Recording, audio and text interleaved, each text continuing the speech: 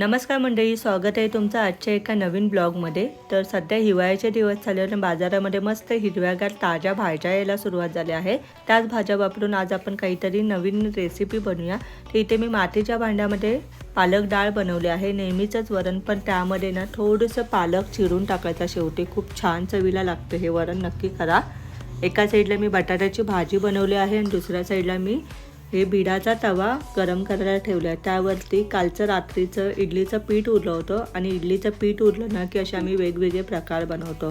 काल इडली झाली आणि आज मस्त अशी मऊ लुसलुशीत आंबोळी तयार केली आहे। आणि बघा किती मस्त कलर आला आहे, चवीला पण खूप छान लागते। काही जण याला बिडाचा तवा किंवा काही जण काहील म्हणतात, तुमच्याकडे काय बोलतात हे मला नक्की सांगा।